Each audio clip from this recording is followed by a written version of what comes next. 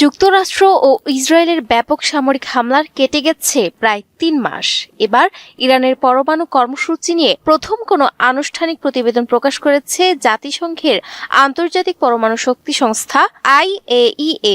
সদস্য রাষ্ট্রগুলোর কাছে পাঠানো এই গোপন প্রতিবেদনে সংস্থাটি জানিয়েছে, দীর্ঘ সংঘাত এবং বিমান হামলার পরও ইরানের পারমাণবিক কর্মসূচি সম্পর্কে তাদের মূল্যায়নে উল্লেখযোগ্য কোনো পরিবর্তন আসেনি।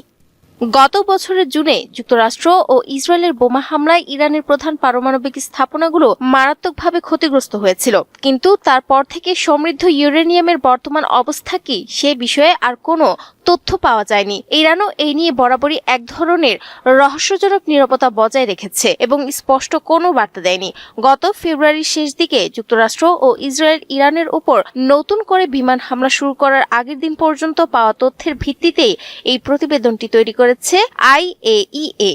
সাম্প্রতিক এই সামরিক অভিযানের অন্যতম প্রধান ও ঘোষিত লক্ষ্য ছিল ইরানকে পারমাণবিক অস্ত্র তৈরির সক্ষমতা অর্জন থেকে বিরত রাখা। মার্কিন প্রেসিডেন্ট ডোনাল্ড ট্রাম্প এবং ইসরায়েলের প্রধানমন্ত্রী বেনিয়ামিন নেতানিয়াহু বারবার দাবি করে এসেছেন যে ইরানের পারমাণবিক কর্মসূচি সম্পূর্ণ ধ্বংস করাই ছিল তাদের এই অভিযানের মূল উদ্দেশ্য। বর্তমানে যুদ্ধ অবসানের লক্ষ্যে যে আলোচনা চলছে, সেখানেও ইরানের এই সমৃদ্ধ ইউরেনিয়ামের মজুদ যুক্তরাষ্ট্র ও ইরানের মধ্যে অন্যতম বড় অচলাবস্থার কারণ হয়ে দাঁড়িয়েছে।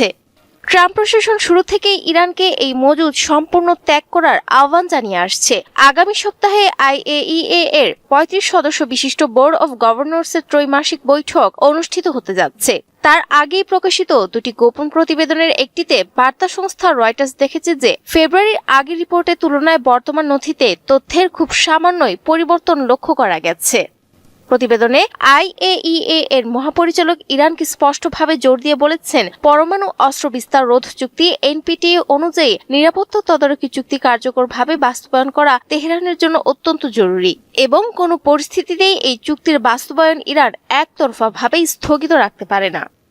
তবে বাস্তবতা হলো IAEA এখনও গত বছরের জুনে ক্ষতিগ্রস্ত হওয়া পারমাণবিক স্থাপনাগুলোতে পুনরায় প্রবেশ করার অনুমতি পায়নি।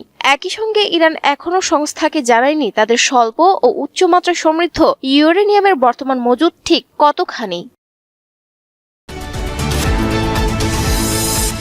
ইরান ও ইসরায়েল যুদ্ধে যেখানে ইরানের সাথে যুদ্ধবিরতির চুক্তি করতে মরিয়া হয়ে পড়েছে ডোনাল্ড ট্রাম্প, ঠিক তখনই লেবাননে হামলা করে নতুন করে যুদ্ধের জন্য উস্কানি দিচ্ছে নেতানিয়াহু। যুদ্ধবিরতি চলাকালীন সময়ে বারবার ইরানের বন্ধুরাষ্ট্র লেবাননে হামলা চালিয়েছে ইসরায়েল। তবে ইরান এবার এই হামলার জবাব দেওয়া শুরু করেছে।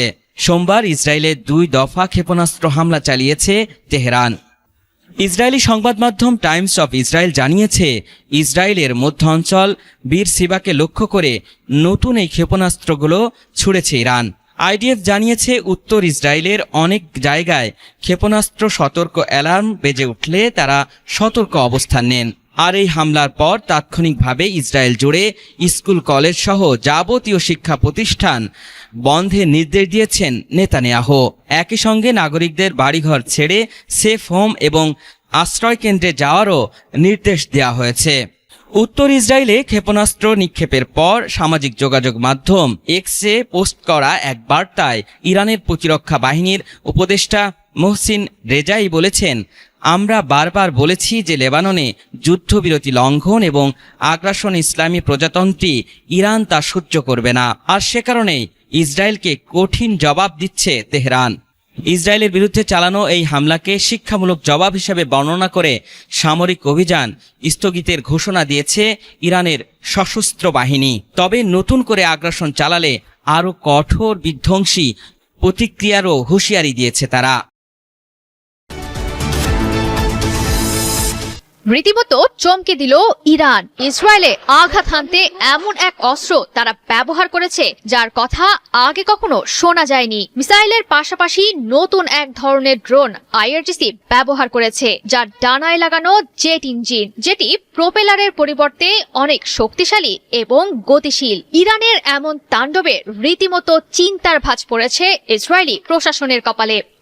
ধারণা করা হচ্ছে ইসরায়েলের অধিবাসীদের রাতের ঘুম হারাম করতে নতুন ধরনের জেট ড্রোন ব্যবহার করেছে ইরান। এমনটাই জানিয়েছেন ইরানের তাসনিম নিউজ এজেন্সির ওয়ার ইন্টারপ্রিটেশন ডেস্কের সামরিক বিশ্লেষক সাইয়েদ মোহাম্মদ তাহিরি। তার মতে ইরানের সাম্প্রতিক ড্রোন প্রযুক্তিতে এসেছে ব্যাপক অগ্রগতি। এরই ধারাবাহিকতায় প্রথমবারের মতো অপ্রকাশিত জেট চালিত ড্রোন ব্যবহার করেছে পারস্য শক্তি ইরান। এমনটা সত্যি হলে বলা যেতে পারে মূলত দ্রুত গতিতে দীর্ঘ দূরত্ব অতিক্রম করতে পারে বলে জেট ড্রোন দিয়ে ইসরায়েলে আঘাত এনেছে ইরান। জেট ড্রোনের সীমাবদ্ধতা কমাতে ব্যবহার করা হতে পারে নতুন ইঞ্জিন। তাছাড়া শত্রুর প্রতিরক্ষা ব্যবস্থা বিভ্রান্ত করতে এটি ব্যবহার করে ভুয়া লক্ষ্যবস্তু, ফাঁকি দিতে পারে প্রতিপক্ষের ইন্টারসেপ্টরের চোখ, আঘাত হানতে পারে অনেকটা নির্ভুল গতিতে। আর এ কারণেই হয়তোবা অত্যাধুনিক জেট ড্রোনের ওপর ভরসা রাখছে ইরান।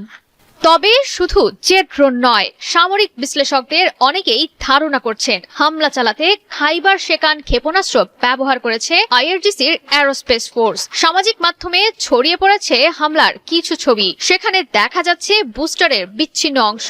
সেখান থেকেই ধারণা করা হচ্ছে মাঝারি পাল্লার ব্যালিস্টিক ক্ষেপণাস্ত্র দিয়েই বৃহৎ পরিসরে ইসরায়েলে হামলা চালিয়েছে পারস্য শক্তি ইরানের যোদ্ধারা।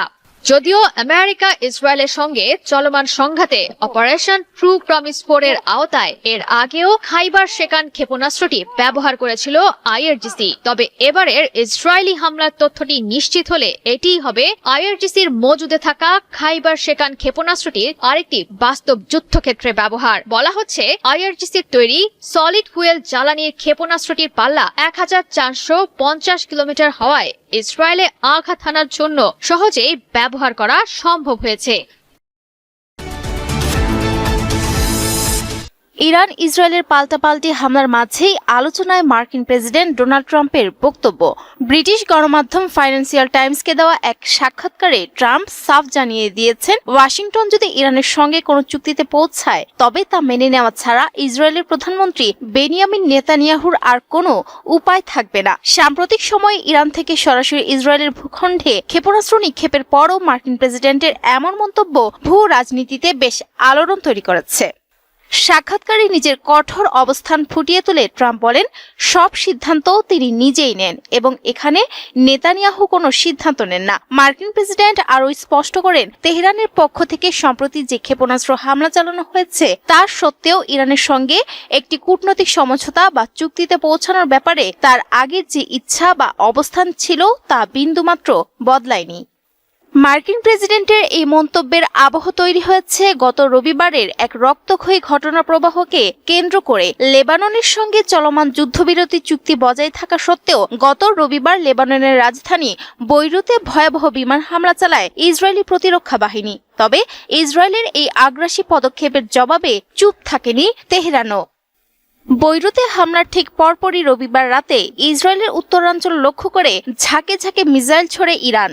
এই হামলার দায় স্বীকার করে ইরানের শক্তিশালী সামরিক বাহিনী ইসলামী বিপ্লবী গার্ড একটি আনুষ্ঠানিক বিবৃতি প্রকাশ করে। বিবৃতিতে তারা কঠোর হুঁশিয়ারি দিয়ে জানায়, ইসরায়েল কর্তৃক যুদ্ধবিরতি লঙ্ঘনের এই ঘটনাকে তারা আর কোনোভাবে সহ্য করবে না এবং সেই কারণেই ইসরায়েলের মাটিতে এই মিসাইল হামলা চালানো হয়েছে বলে জানানো হয়। রবিবার রাতের ইরানি হামলার রেশ কাটতে না কাটতেই সোমবার সকাল থেকে পুরোদমে পাল্টা হামলা শুরু করে ইসরায়েল। ইসরায়েলি বিমান বাহিনী ও ক্ষেপণাস্ত্র ইউনিট ইরানের অভ্যন্তরে একাধিক গুরুত্বপূর্ণ শহরকে লক্ষ্য করে এই হামলা চালায়। সোমবারের এই পাল্টা হামলার পর ইরানের বিভিন্ন গুরুত্বপূর্ণ ও কৌশলগত শহরে বিকট বিস্ফোরণের শব্দ শোনা গেছে।